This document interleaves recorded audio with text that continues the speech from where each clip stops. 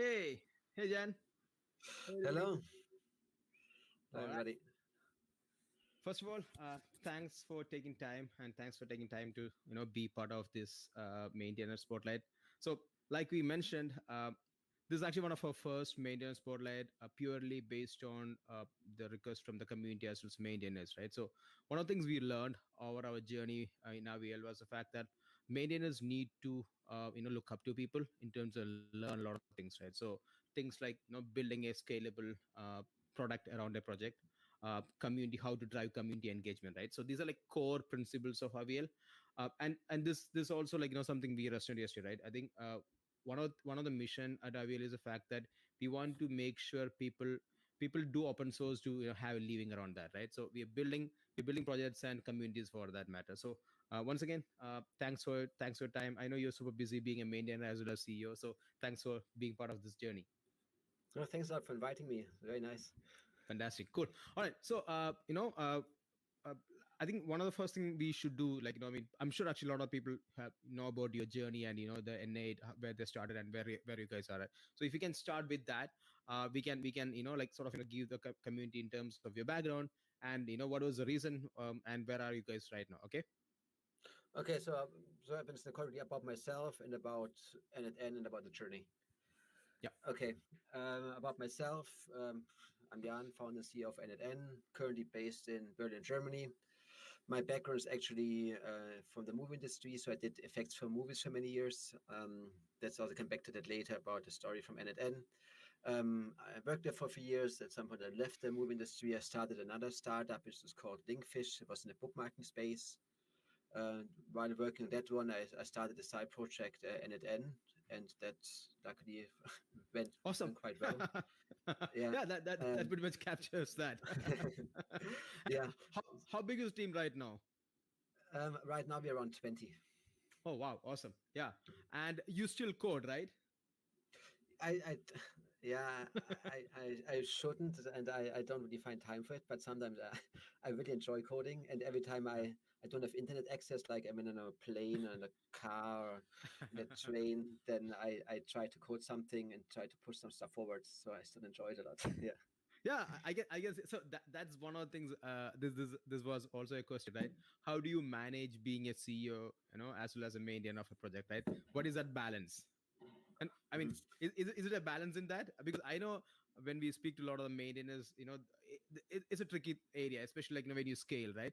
So now that you have a company to run, how do you manage that bit? I said I don't program much anymore, and luckily we have now more developers that do the work there. The main thing I do, I still don't review that much anymore. Like somebody else does read the code, I still merge it, so I do a rough look, see if it looks fine. Also, if there's like some open PRs that look simple enough, then I normally try to merge them and get them out. If they're simple, if they need some deeper reviews, then somebody else does that. But normally I just try to look at them to make sure that they don't stay stalled too long. And yeah, like today I wanted to release a new version. I'm not sure if I'm gonna get to it, but that's how it's working. Generally, yeah, that it's not my job anymore to program. There's a lot of other stuff I have to do. So it's definitely not much anymore. Okay. But I think it's still good to try to stay close to the code. I think like they have obviously a good understanding of the project, right? I have a good one right now. It's getting obviously as more and more people get added to the team and more code get written. I obviously have a harder time over as the time moves on. Like in the beginning, obviously I wrote everything myself, and now more and more code gets replaced. And at some point, it's probably a very good idea if I don't code anything at all anymore, because I probably make everything worse instead of better. So I really hope I get the exit there. But at the moment, I still try to code a little bit if I can, as long as I know it's positive for the project. Got it. Cool. So, but also dive more deeper into n8n. What is it, right? How did you? You mentioned about your journey, your last project, and like the last startup as well. So, how do you guys? And I'm sure actually people also have the question about. I know you wrote a blog about the name, but I think that would be helpful. Like, how do you actually end up with this particular project and the name? Okay. We can start with the name to Sure. get that out of the way. You get it all the time, I'm sure. Yeah, that is, I'm a solo founder, so I had to try to be efficient with my time. I also know the name is important, but it's not the most important thing. So I was brainstorming for a good name. I had a few I really liked. None of the names that I liked were still free. So then I thought, okay, then one of the names that was still available was Nodemation, because it's Node-based, it's using Node.js and automation. But it was very long and I didn't really like it. So I thought, okay, how can I fix that? And then I was lying in bed one night and I thought, okay, I can just do the same thing what Kubernetes is doing. So N, 8 letters, N, and that looks much better. Yeah. And so I took n8n, reserved the domains. They were all available, like at least io.com at least was not used by anybody. I think there was like a Belgian singer, which is called n8n, and he before, like, if you type in the beginning, like 3 years ago, if you type in n8n, it was all about this Belgian singer. If you type now n8n, it's all about. I didn't find it, so I was about to ask, like, you were like the top of that bit. Yeah, so at least that worked quite well for us. Yeah, and that's how the name originated.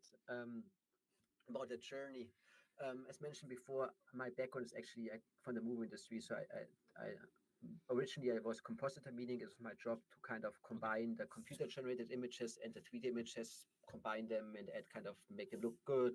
You were part of Disney, right? If I'm not wrong. No, the last company I worked for was called Digital Domain. Okay. It was what I think Maleficent was the last movie I worked on, which was a Disney movie, yeah, but it was Disney did not do the effects themselves. Oh wow. And yeah, and it was originally I was a compositor. Later I was a pipeline TD, which means it was my job to make the life of the artist more efficient. So obviously I had to program there and I had to automate a lot of things. One problem I saw there is that there was a lot of potential to things that could have been automated, but a lot of stuff never got automated. Like means like we had a lot of smart people that waste a lot of time on doing something they shouldn't do. And they were always in this kind of begging position. Hey, can you do this? Can you do that? And I was always in a position of to say, no, I don't have time. Like there's like 5 fires burning there, and I literally cannot get to it. It was like not nice. Right? Yeah, it's so sad because it's not a nice position for anybody to be in. Yep. And all the tools in the VFX space are all node based. So I thought, okay, like I thought always like there must be a way, because in the end, like I wrote the same stuff also multiple times. Like it was about publishing some things and getting some information. So there was nothing super complicated. So I also thought there should be a way for them to do it themselves. Anyway, I left the movie industry. I started another startup, Linkfish in the bookmarking space, and then some other stuff. But no matter what I did, I always had the same problem also there, that even though I knew how to program and how to do the work, I wasted a lot of time on this kind of boilerplate code. Like, okay, I don't know, get information from GitHub. So you have to research the APIs, you write a boilerplate code, you write a real code, you find a server, you upload it there, you get the SSL certificate, a domain. It's like it was all super annoying. Keep doing the same thing over and over, right? Exactly, especially like if this stuff has already been done a million times by a million different people.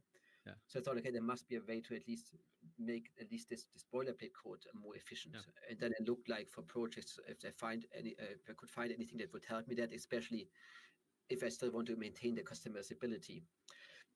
Sadly, I did not find anything that worked there very well. So I just thought, okay, I brainstormed for probably roughly like 3 weeks, think about how could the system work that would solve my problem there. And then I just started programming. That took probably, I think I started probably the first line of code I wrote probably at the beginning of 2018. It was in February, March, April, something like that. Yeah. I programmed there a while till like June 2019, when I then felt like confident enough that the project was kind of usable. Even though I still had some issues, I didn't have proper documentation. And so I thought, okay, at least I can put it on GitHub, get some initial feedback, see what kind of problems people are having, and then I simply iterate from there. I put it on GitHub, I put it in alternative tool and Quora to get some inbound, a little bit inbound, but not too much. And it worked quite well. So I got some feedback, people started using it. It gave me some time to improve the documentation, fix some more bugs, fix the worst usability issues at least. And and then the beginning of October, I then launched a product hunt and Hacker News. Okay. And that worked out very well. Just took off. People found it, and that they really liked it, enjoyed it, started to contribute. And that's when I also then got the emails from the first investors. Yeah. And we then closed. I talked with some of them. We finally closed the seed round. I think it was in April 2020. Finally. Okay. So we signed the term sheet much earlier. There were some IP issues because I had it in like a private entity, and so I had to transfer it and things like that. And then the first team members started officially in April 2020. Oh, okay, nice. Yeah. That's quite a journey. Yeah, it was a nice one. Yeah. So I think I have to ask this question. Like, what was your first automation? Like, I know you actually built the background logic, but what was the first automation? What was the first integration you built onto n8n? The very first thing I was playing around with some binary data. Okay.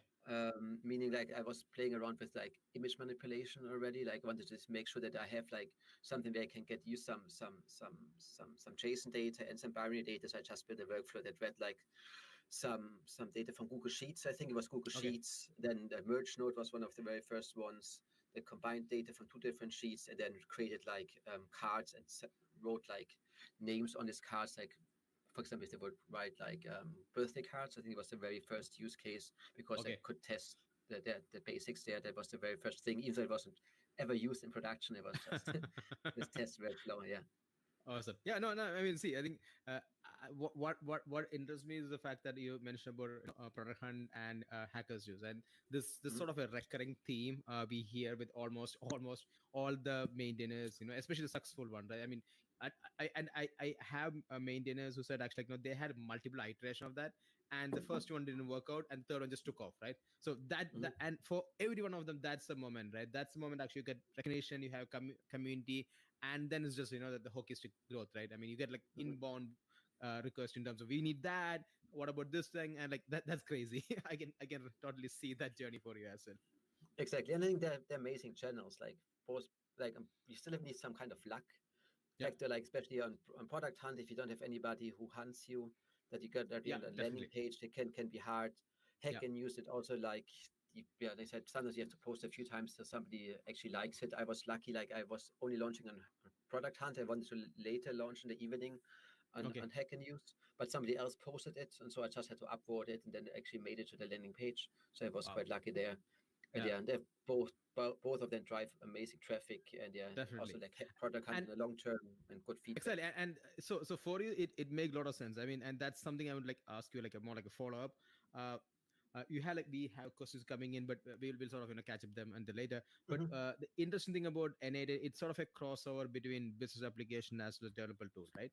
And one of the things that actually we keep getting, and this is not from I mean, I'm sure this is something maintainers get a lot.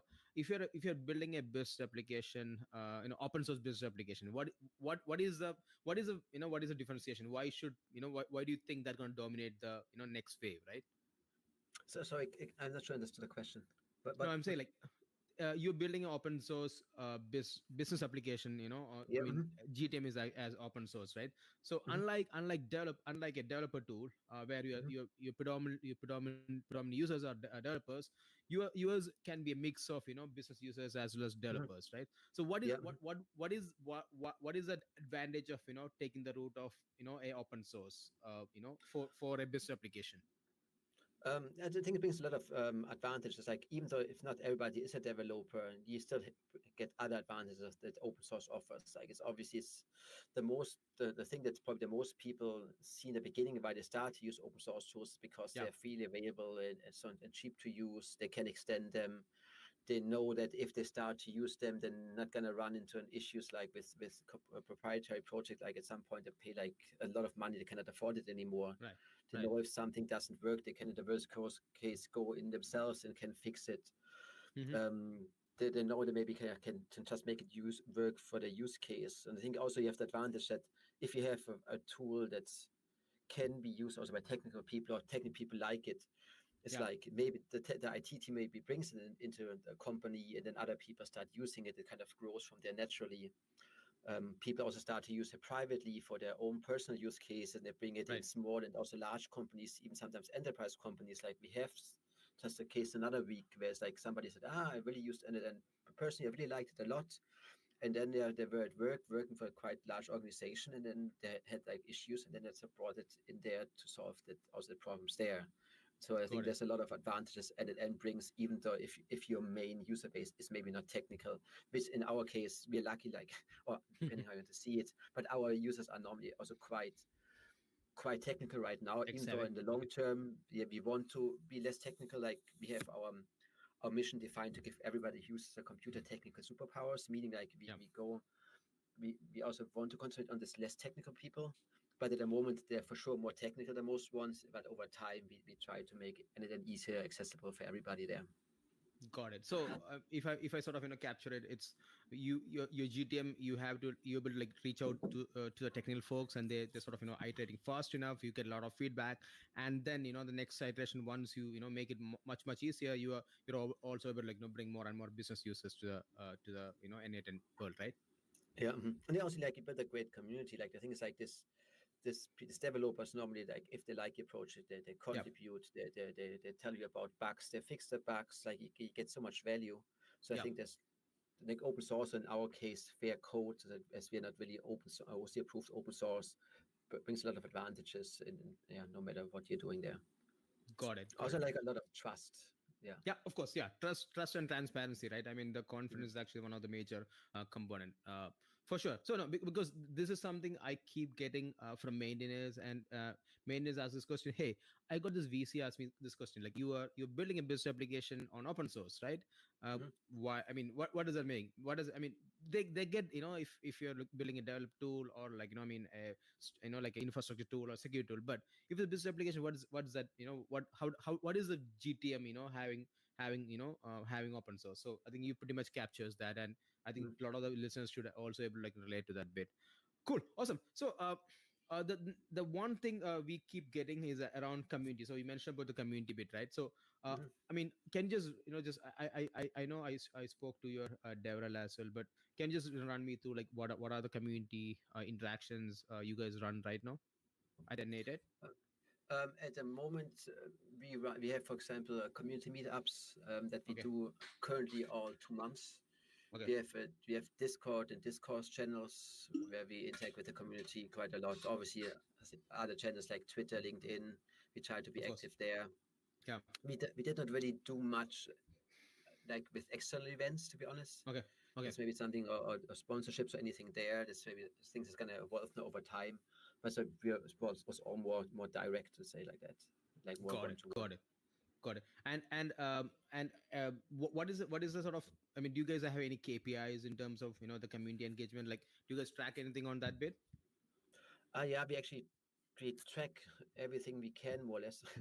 Okay. Like, for example, like I created like a long time in the very beginning of n8n, I created this workflow that runs once every day, that pulls information from like GitHub, the stars and the issues and PRs and Twitter followers and LinkedIn and the forum users and stuff like that. So I save this every day, so we get a rough idea how that's doing. Also things like Docker pulls, but like the most of them are quite bad. Like for example, Docker pulls, like we have some days we have between 20 and 50,000 pulls a day. Other days we have 500,000. It's like it's super volatile, so it's like nothing really. Probably one person at some point set something up wrong, and you get a lot of pulls. So it's all not really worth that much. So that's why what we try to track is really more or less the community growth. So like we're kind of. I'm not sure if people know Orbit Love. We use Orbit them, Love. for example. Yeah. Because it pulls like information from a lot of different sources, GitHub, Twitter, and so on. And so that gives us a better understanding of the actual community size, as it also merges people. Like I said, if you have a profile on GitHub or Twitter, it merges on Twitter. It merges to one, so you get a much better understanding there. As the main thing is important for us right now is really that the people know about us and use us. So that's why the community size is quite important for us. And obviously we also have like our cloud version. So we have the normal SaaS metrics there, like revenue and churn. We have our embed model where we allow people to use our source code. So we check like obviously how much inbound interest we get, how many deals we sign and things like that. But that's So I'm assuming that is your North Star for your company, right? The ARR on the cloud. No, adoption is the North Star for us. Okay, awesome. Yeah, Cool. actually, like the cloud revenue is currently not that important for us. The most important thing is really by far that people start to use us and we improve the product. That's the most important things. I think it's actually the most important, should be the most important things for the most open source projects out there. It's like, adoption. Yeah, because like the things you want the people to use you, like I think if you try to make too much money too soon, you maybe concentrate on the wrong things. I think the most thing you want that they have a great product. Right, and then with time you're able to make money with it. And I think it's the same with everything. You find VCs with a great product, not by trying by creating pitch decks. I never had to create a pitch deck, for example. It's totally waste of time in the end. If you have a good product that people use, that's much better than wasting hours, or actually more days and weeks on creating a nice pitch deck and getting feedback there. And I said that better to invest the time in actually building a product and trying to get users and helping them. So when you say, you mentioned about the Docker pull, right? And you said actually that's not something, I mean, even that's adoption, right? So, but you said that's because that's varying a lot. You are not actually tracking that bit. So what would be like one or two metric you actually say, okay, this is actually, is it like PR pull or like what is the one thing you look at and say, okay, this is working for us now? I mean, I said you want, the problem with Docker pulls is that everybody can do it a million times a day if they want to. Yeah. So it's like it doesn't say anything. So what you want is that advanced people do either they can only do one time, which could be they can give you a star only one time, they can follow you once, things like that. They're still very bad metrics, but at least they're kind of more meaningful. And other things you want to track is probably things like PRs and issues. Because if people like the more people use your product, the more issues they're gonna find. It means that means they have usage and they have to invest some big amount of times to actually create an issue. Like if you give a GitHub star, you click a button once. If you have an issue on GitHub, they have to first they said they have to use your product, and then it has to be, the problem has to be big enough, and the value they get out of it is big enough that they actually invest the time to actually create this GitHub issue. So that's why we also check that things. So like I said, currently we have a lot of different metrics we all look into, and we make sure that they're all going the right direction. But for sure, not anything that people can do a lot because they're really totally worthless. What about telemetry, like, heartbeat? Do you guys actually do any of those things? We did not do that for a very, very long time. We actually just introduced it around a month ago or 3 weeks ago. I think around a month ago. We realized that I always wanted to avoid it for a long time.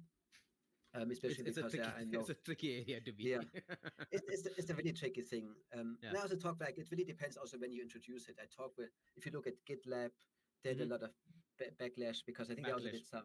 Yeah, it was not that great. I think they also used like an external vendor, I think, to do it and things like that, and people didn't really like it. I talk with other open source projects. I don't name them right now. They simply had it in them from the beginning. You cannot even deactivate it, and people don't have a problem at all. Right. So how we did is when we introduced it, we wanted to make sure that we communicate why we want to do it, because like it really, right now we didn't have any idea how many people are using us. Do they get value out of it? What are they doing? What nodes do really provide value? Like we obviously like, if you have, I don't know, a few hundred nodes, like where do you want to invest time making the nodes better if you don't know which? Yeah, exactly. And so we communicated very well. We asked for feedback from the community. We said very clearly what we are tracking.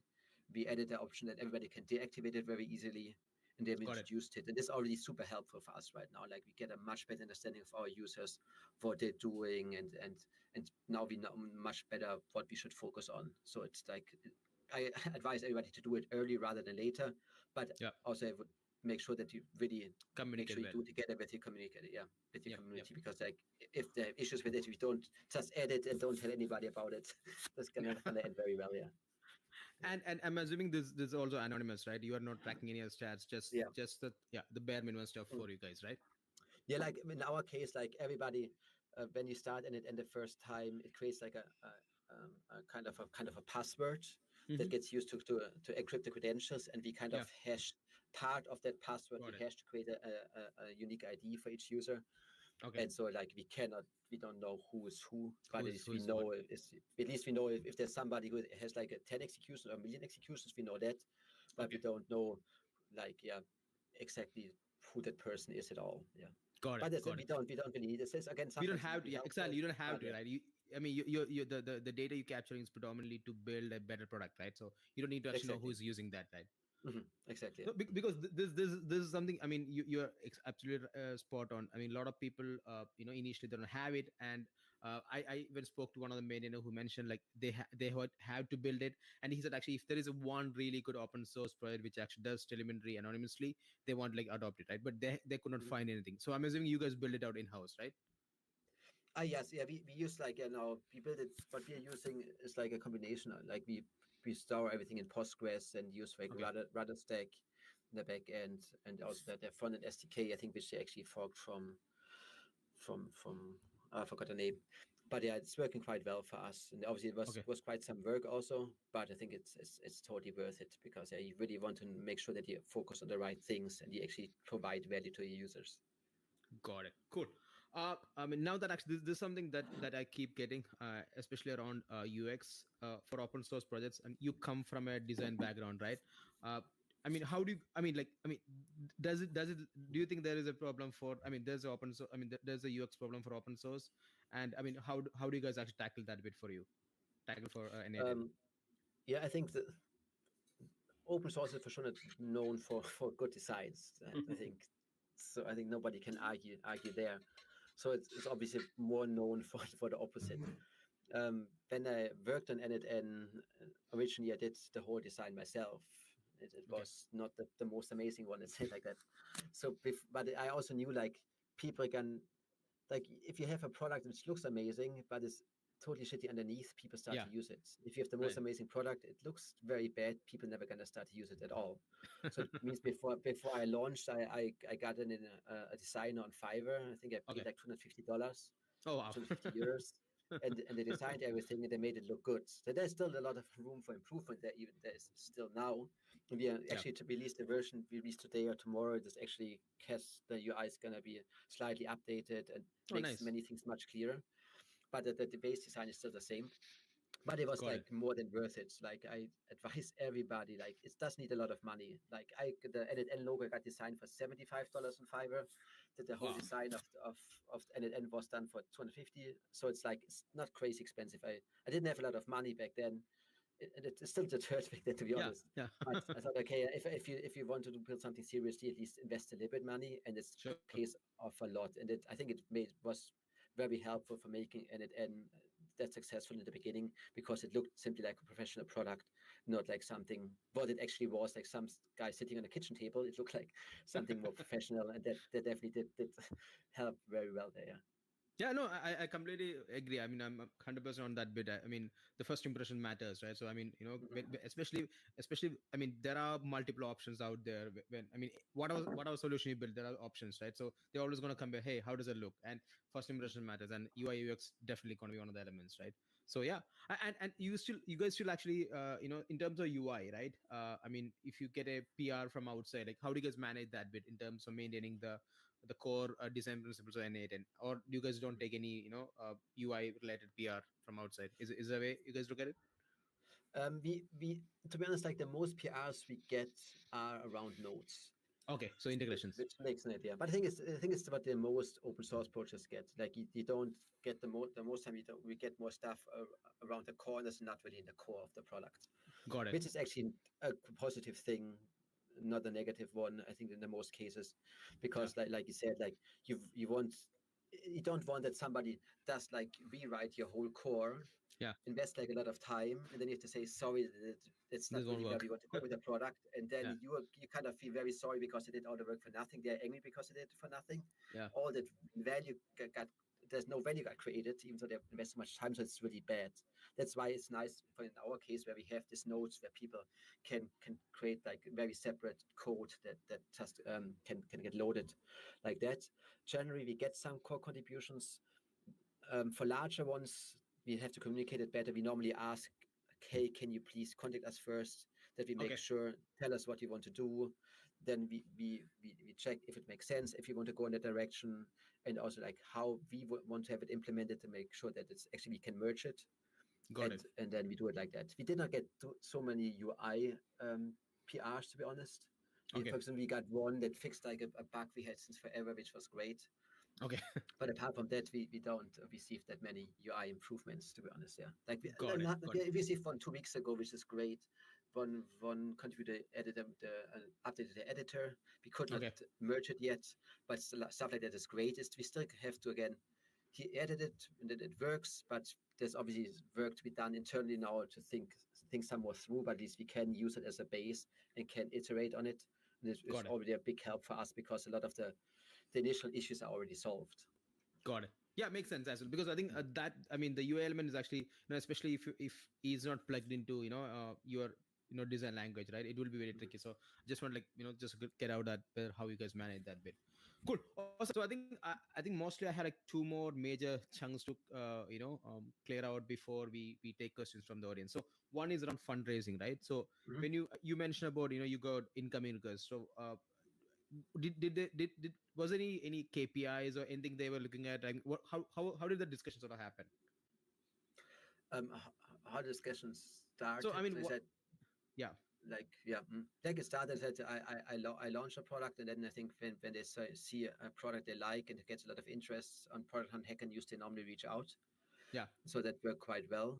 And in that early stage, there's not much that you can show them. Okay. It's like all they see is like mainly that they see you were successful in Product Hunt Hack and Use. Yeah. So there's an opportunity, and like there's like it's a bigger opportunity, and like got it. Cool. Yeah. And then they really just have to. I think that the other thing is like they still have to like you. They have to believe that you can build a great company out of it and things like that.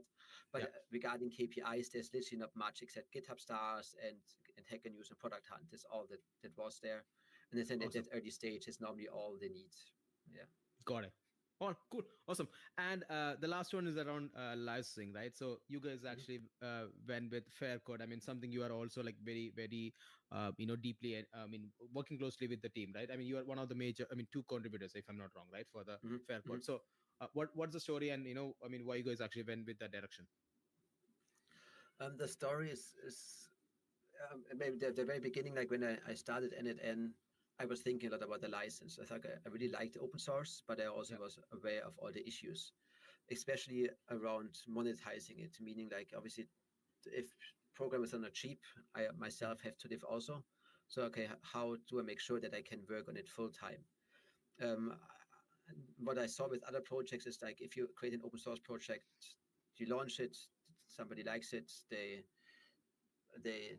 either, again, in the extreme case, it could be AWS to charge for it, you never get a cent. Somebody else, if it could even be a small person that simply says, okay, I like it. They take the code, all the work they put into is creating, like, for example, a hosted version, and they charge for it, and they find a bug, they report it, I fix it, and I can be stuck on providing support for free.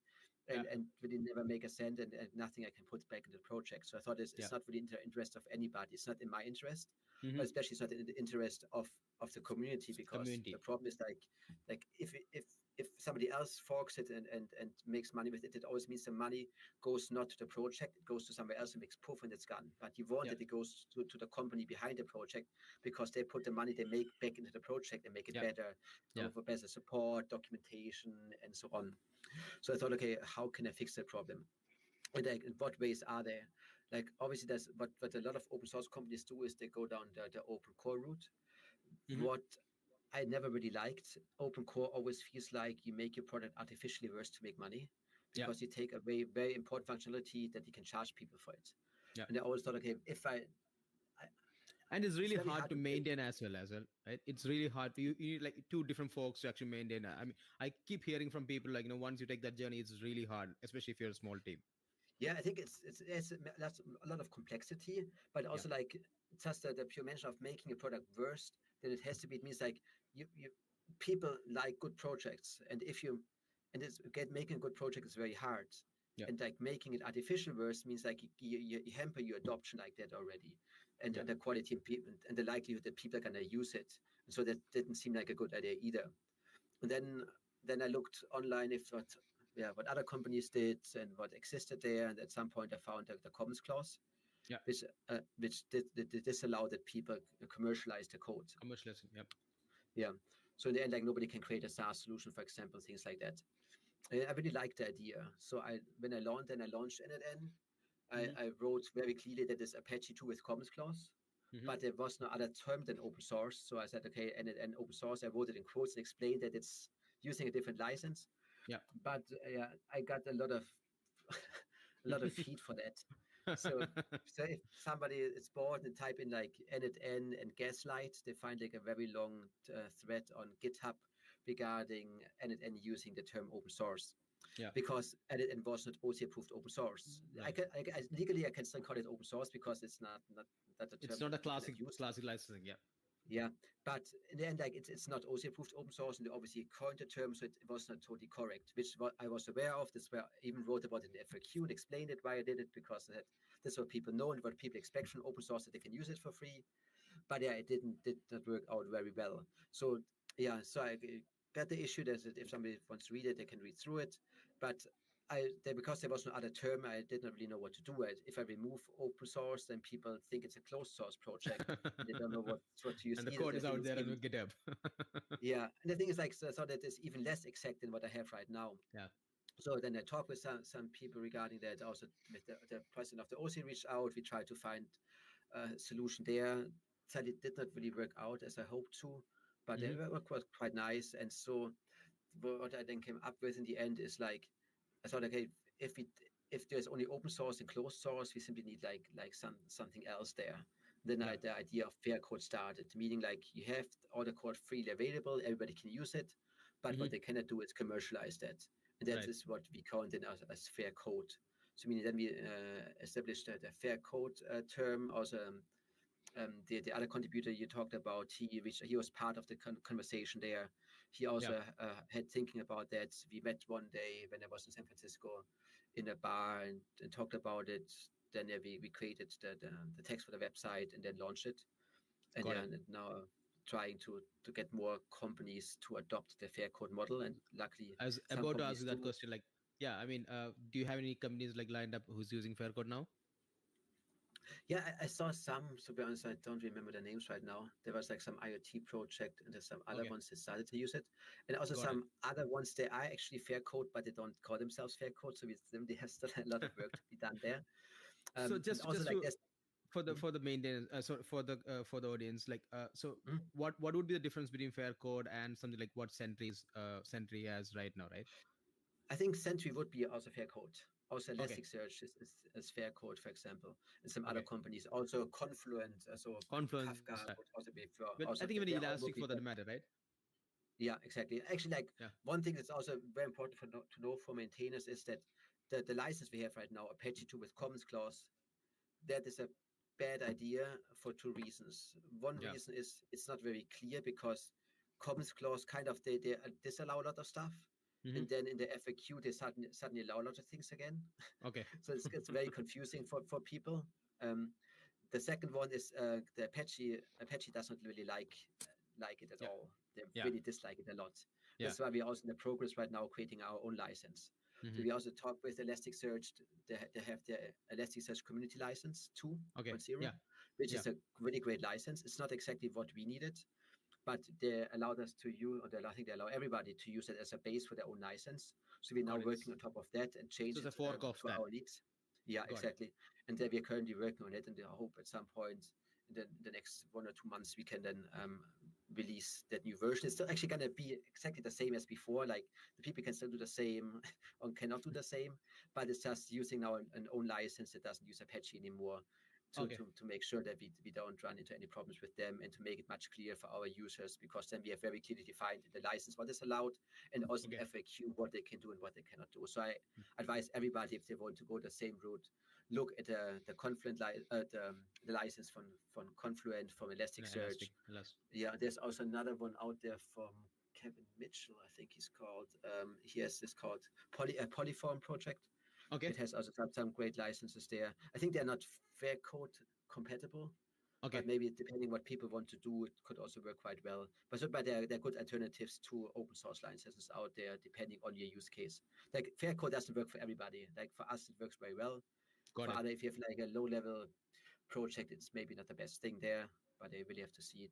You have to think about how do you want to make money, and think about the right license there, and not just make it open source because you think you have to. Yeah, no, I mean the whole idea about like, I mean, if you're gonna like monetize or an open source the core product, I mean, thinking upfront helps, right? I mean, and that was the whole, I mean, like, I mean, front loading it as soon as possible before actually having a lot of contribution and then changing it. It's very tricky. Yeah, And I think like backlash that. as well. Exactly. And the thing is, like, I was very upfront about it. I said, I don't want to be open source. Like, I don't want to be OC approved open source. Yeah. I wrote an FAQ why and why I chose it. And then some people hated it and said, okay, that's not fair. Why is it fair that I contribute to your source code and only you can commercialize it? Yeah. But then I have to say, like, what's that? Like, normally ask, do you want to commercialize it? They say no. It's okay. So then what you did asking, well, why should you be able to commercialize it but not Amazon? And said, do you really want that Amazon is making the money instead of the company behind it? Right. And then normally people understand it quite well. Yeah. But I think that's the thing that no, I think for a lot of people actually it's a classic, you know, it's a sort of a like, I mean, like the way they imagine the open source and like the way they evolve it, right? I mean, there is always two fraction on that. I mean, somebody actually stay back and like just do that, and somebody actually like split and like understand what the real world scenario goes and like not just accordingly. So I think that's the way I look at it. Yeah, and the thing is, like, you really want that the project has money. Like, the people are not cheap. Like, if you want to have a great project, you have to have people working on it. And I think that what was very important for me was that people can use it for free as long as they want. Like, they can run it forever internally. But the only time we charge money is somebody says, hey, we want to use our code. We have, for example, a CRM tool. We want to add automation capabilities. Right. Normally, if it would be open source, they would simply copy our source code and charge money for it. It would be it. Like this, they have to talk with us to get a special license agreement. We normally work on the revenue share, meaning they only have to pay if they make money. So meaning like we have this nice win-win situation. They don't have any risk. If they don't make money, they don't pay anything. And if they grow, we grow. And I think it's a very nice symbiotic relationship there that we are able. So it's more like a reseller. It's more like a reseller agreement, but only the profit share, right? Yeah, and then like it's partly it has a reseller part in it, but in the end, what the agreement says is that like you can really use all of our code. You can use as much asset as you want. You can change whatever you want, make it work for your use case. You can use all the updates that come out, but yeah, you always pay us our fair share there. And again, like it's actually also in their interest because obviously if they depend on the project, they want growing, right? Yeah, exactly. And I think that they pay, they get also something back because the project evolves and they get value out of it. So it's I think it's working quite well there, and people like it, to be honest. No, see, I think that's one of the things we keep like asking the maintenance actually. I mean to amplify the voice, like maintaining open source product it's very, very expensive. People think it's sort of like once it's out there, like it's just gonna like work. It's not, and you have to like it's an animal, you have to feed it, right, and it had to grow. So I mean people sort of underestimate that maintenance bit. Building it out, they see value, but maintenance is actually super expensive as building out, right? So people don't see that thing. I think the problem is with open source, people always think, oh, nice, you get all of the people working for free for you. What they don't understand, if somebody opens a PR, that it sounds like first night it sounds great because somebody gave you code for free, right? But you still have to realize that you have to review that code. That's sometimes a lot of work. Then you have to fix it because it's very often not up to standard. The third one is like very often it is code that's maybe not really on your roadmap right now. So like you have worked something you did not have planned maybe for a year. Somebody created a PR and you have to kind of do work you didn't really want to do at that point because somebody else did it. So it's like it's not all always amazing. Like I think it's great to having people to do that. But it's not always like, hey, you get work for free. It's actually quite a lot of work. And right now, to be honest, we're not doing a great job there. Like we have way too many open PRs because we simply don't find enough time to work on them. A lot of the PRs are our own ones, but there's a lot of community contributions we really want to get. That's why we're also hiring much more people to make sure that we can merge much faster, do a better job in the future. But it's a lot of work. Also the issues and stuff like that. Again, issues are great. People help find problems. You don't have to pay other people, testers externally to find the problems. It's all great. But if somebody reports it, they obviously want to have it fixed. So So like sometimes these edge case things are quite complicated to fix, and then you have to again to invest resources there. So it's like please finish off. Yeah, please finish off. All right. No, I'm just saying. I was just adding to what you mentioned. Like the funny thing about a closed or proprietary project versus open source. I mean, you still have a lot of issues out there for a closed source thing, but it's not public, right? But on the other hand, open source is completely out there, and people say, hey, there are like issues, but the other things also have issues. It's just that actually it's behind the wall. Nobody's going to say that. It's a complete. Yeah. Yeah, it's like, yeah, it's like I said, it can be good or bad. And I think I love the open source community, and our community is especially great. Like we have so many amazing contributors, so many people in our community that actually it seems like they do sometimes more work for us than they do for the company they actually work for. It's really amazing. Like we have one very early contributor, Ricardo. He worked like full time for n8n for like 5 months, I guess, and created like I think 50 nodes for free just because he liked the project so much. Till I had money to actually hire him. And he is with n8n now. And also another community member, John, who's in the community amazing and answers all questions super fast. We also hope we hire him soon. Yeah, no, that's actually one of the questions. That's actually one of the questions that came in. What role did you hire for the first outside of engineering?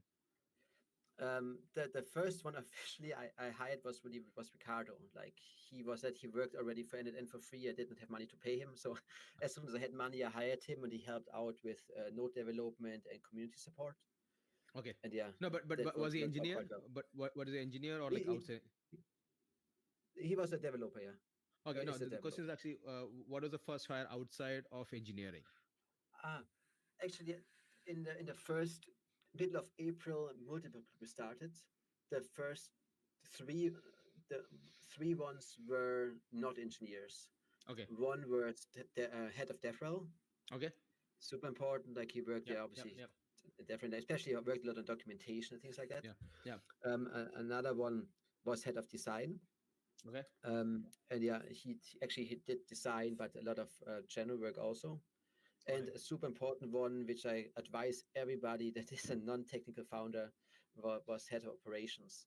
And she is taking care of everything that I would probably forget and would do wrong. And that's just super amazing to hire somebody like that. Everybody, when they talk with founders that are technical, they don't have a non-technical co-founder, tell them, get somebody who's not technical, who can think about all the stuff you're probably going to be horrible in. And that's was, as I said, super important. I mean, getting the operation hire early on is very important because that takes out the mind share, right? I mean, the thing about, for me, being a founder, like the context switching, right? That's very expensive. So great to capture same image. But it's not just the context switching. There's also other things like, for example, I done onboarding. I think I got the first employees. I got a very bad onboarding experience, if there was even onboarding. But she just makes sure that everybody's been taken care of there, and the things about creating the right job posts and taking care of GDPR, and like literally everything that is not technical. It's just amazing to have somebody who is smart and he can take care of that. You just know, okay, she says she does it great, and that's it. You save the context switching, but you also know that somebody who has that not technical brain is taking care of this not technical issues, and they do an amazing job there. Definitely, yeah, awesome. So we ran a small type form for questions. So one question we got: what is the most problematic thing about being a company based on open source project? No, it's not there. It's just So it's what. Yeah, this is the last one, right? Okay, let me check the chat. No, it's on chat. It's the doc we shared yesterday. Yeah. Okay. It's not in the, okay. It's in the bottom. Okay.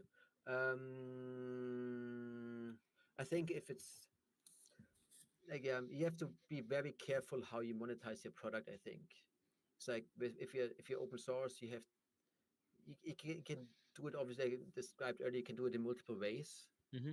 And you have to make sure that you find a way to make money by still making sure you provide the best value for your community, and that actually works very well for how they're using the product. If you again use open core and you take away the most important functionality because you have to make money somehow, but then your product becomes unusable. So like monetization is really one of the hardest parts there, I think. That we have to think of very, very, very properly through very early on maybe it's going to turn out to be wrong. Luckily, to be honest, like the ways I want to monetize n8n, all of them seem to be working quite well for now, but we're going to see in the long term what's going to play out there. No, I mean, so I see what I like about n8n, it's such a huge opportunity, right? So definitely, I think, coming from open source makes more and more people actually adopt it in the stack, and they can actually always like go for paid features, like SaaS or like. So I think I definitely think like it's going to be a great project. Other thing, when and how one should follow up on submitting a PR to a large open source project? Yeah, that's a good question. I mentioned before, we're doing a very bad job right now, and I'm really sorry for that. So very sorry for everybody who opened the PR. We didn't merge it yet. What I will probably do is probably after a week, if I did not hear back, I will probably just ask if there's anything missing, if there's anything that I can help to move it forward with, something across that lines, because then you say like, here, you want to help to make sure you're very interested in doing it. There's also a nice way, better than asking, why didn't it get merged? Because the answer is very obvious, like, we really would like to do it, but we don't have enough resources. Yeah. So yeah. Cool. So I think coming back to the questions here. So what's your personal favorite open source project? So what was the question? What is your personal favorite open source project? What's one of my favorite open source projects? Yeah. It's not always approved open source anymore, but I really still like Elasticsearch and Kibana. I think they're really amazing. They're just great. Like I used them so much in the past, so really like them. Yeah, I think there's a lot of other projects I like, but I think what I think is great for them. I think they were open source. They had some issues. I think they did a lot of stuff right generally with the company. What they're doing generally is I'm a really big fan of the company and of the projects. Got it. Cool. We have a question from Sleepwalker talking about what are the upcoming features in your roadmap people to watch out to. One of the most important ones and the most asked for feature is user management. Like right now, n8n is not great usable in bigger setups because there's one user or no user, depending how you want to see, they can do everything. So you can really not work with multiple people. If I add the credentials for my Gmail account, everybody who has access to n8n could read my emails. So that's really bad and horrible. That's why we are working on user management right now to make sure that people can have like one instance with multiple users.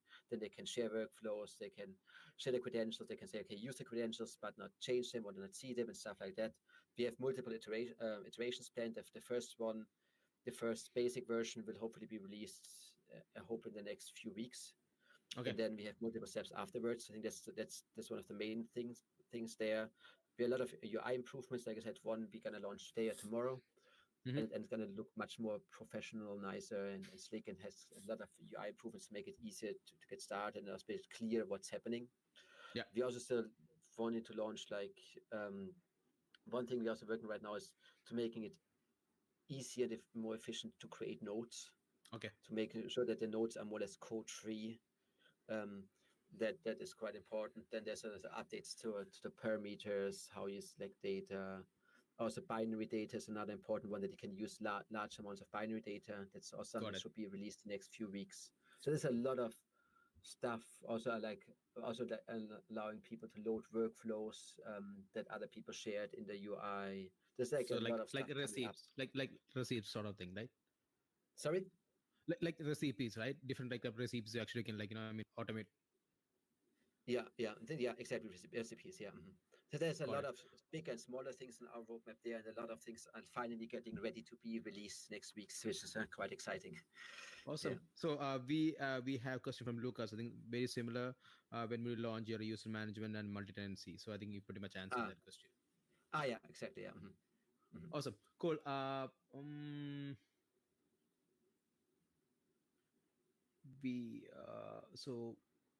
So what happens when you spend like half a year making a perfect project, then doesn't get users? Should we just release the beta version of your application and then take the next steps and look for adoption? Making a version, then it is. Yeah, and I think that with the not get much users part, I think like there's one project out there that's called NoCodeDB. Yeah. I think they're around since like a few years. the first years they did not get a lot of adoption, and then suddenly it took off like crazy. Yeah. And so you don't really know what. So I think you can still just keep on iterating. I think what the most important thing is really just talk with users, like with the users you have, and the users that churn, and make sure like that you find out why people don't start using it. And so because maybe there's something very simple and you can fix it, but I would probably not give up, and I would just for sure try to release as early as possible. Like I said, in the end, like n8n was very imperfect when I probably also could have launched for sure earlier, and there was like a lot of features that I still wanted to add. I thought they're super essential, and in the end, I was like, hey, screw it, I'm gonna do it at a later point. And actually, many of the features are still not released now, and not many people are missing it. So it's like very often you put a lot of work into something that nobody cares about.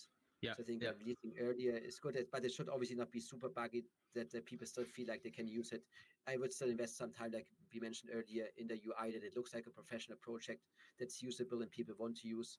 So I would probably not release it before that's done, but then release it, see what people are doing, make sure you have proper documentation, and you provide amazing support. And really make sure that you have, like when I launched n8n, I had at least a basic website ready. I had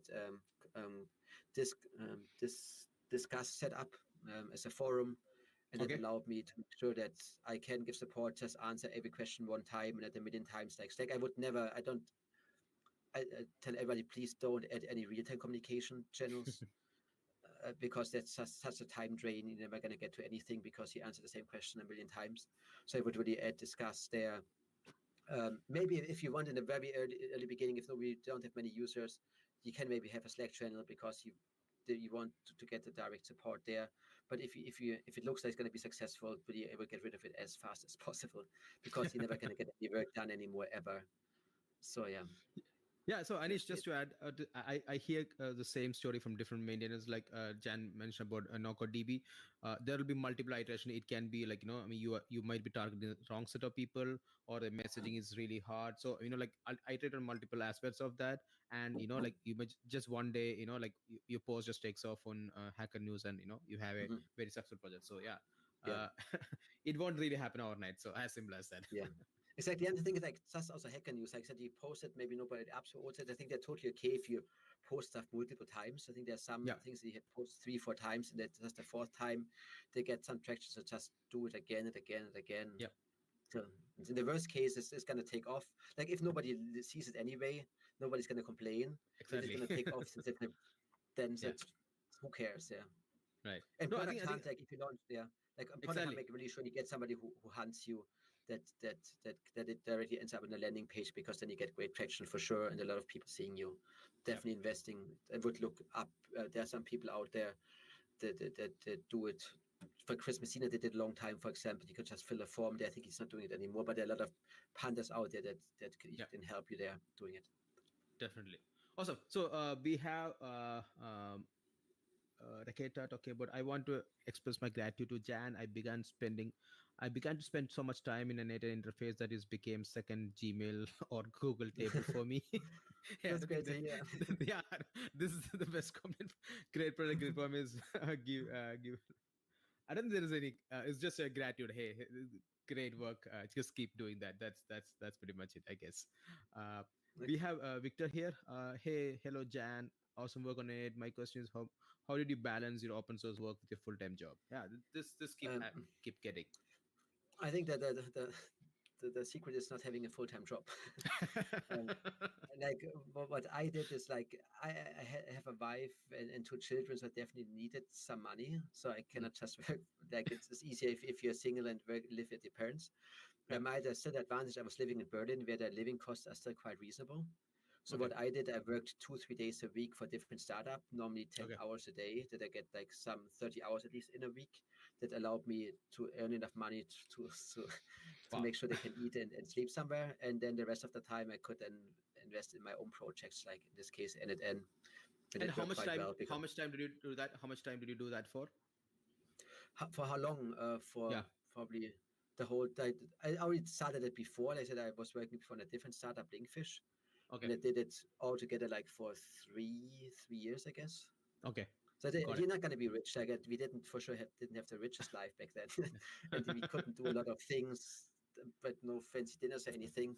But like if it's what you care about, it's going to be worth it. So really make sure you get a 3-day a week job. Some people are freelancing, but I wouldn't. Freelancing, the bad thing is like you always have to look for new jobs. They're going to come back. It's going to be very stressful. Keep recurring gig, yeah. Exactly. So really take one company, say from the beginning, 2-3 days. If you're a developer, they're still going to do it because they look for good developers like crazy. So it's going to be a good deal for both sides. I didn't charge crazy amounts of money because I thought it was fair like that, and it worked out very well. Got it. Cool.